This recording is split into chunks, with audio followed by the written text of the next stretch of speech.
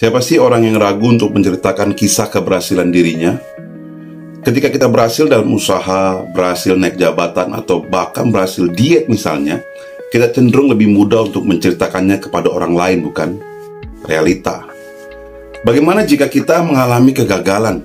Apakah kita juga suka menceritakan kegagalan kita kepada orang lain? Sekarang mari kita renungkan. Kalau dibandingkan, mana yang lebih mudah diceritakan? Usaha kita yang berhasil atau usaha kita yang bangkrut? Kenaikan jabatan kita atau ketika kita kena pemutusan hubungan kerja? Ayo, yang mana? Tentu saja kita lebih biasa untuk menceritakan keberhasilan kita, bukan? Apalagi di zaman yang serba harus perfect ini. Apa kata orang kalau kita gagal, bro? Dalam hidup kita, namanya jatuh bangun itu biasa. Tetapi sayangnya, kita, apalagi orang Kristen, lebih memilih untuk menceritakan saat-saat di mana kita berhasil saja. Alasan klasiknya, biar Tuhan nggak dipermalukan. Kita berkata begitu seakan-akan Tuhan baru dapat dimuliakan lewat kemenangan kita saja. Sebaliknya, kita mengunci segala kelemahan kita rapat-rapat.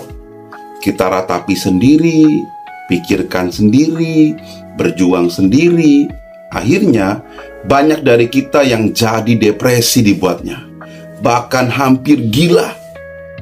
Padahal, justru di dalam kelemahan kita lah kuasa Tuhan jadi sempurna. Ketika kita lemah, Ia menjadi kuat di dalam kita. 2 Korintus 12 ayat 9, tetapi jawab Tuhan kepadaku, cukuplah kasih karuniaku bagimu, sebab justru dalam kelemahanlah kuasaku menjadi sempurna. Sebab itu terlebih suka aku bermegah atas kelemahanku, supaya kuasa Kristus turun menaungi aku. Yesus mengerti benar hal ini. Oleh sebab itu, Ia nggak pernah ragu untuk berkata bahwa Ia sangat sedih, sampai-sampai seperti mau mati rasanya. Bukan hanya kepada Bapa, Yesus juga bahkan meminta pertolongan dari teman-teman sepelayanannya, yaitu murid-muridnya.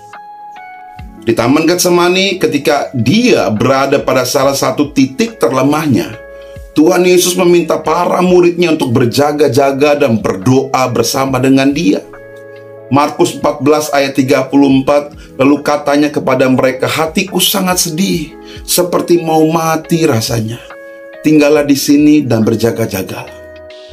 Yesus berpaling ke komunitasnya untuk mendapatkan kekuatan.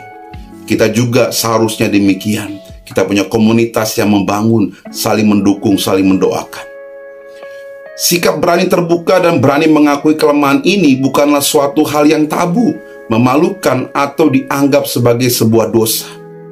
Jadi, justru lewat keterbukaan inilah kita bisa menemukan jalan keluar dan kita menemukan damai sejahtera yang datangnya dari Yesus Kristus Tuhan.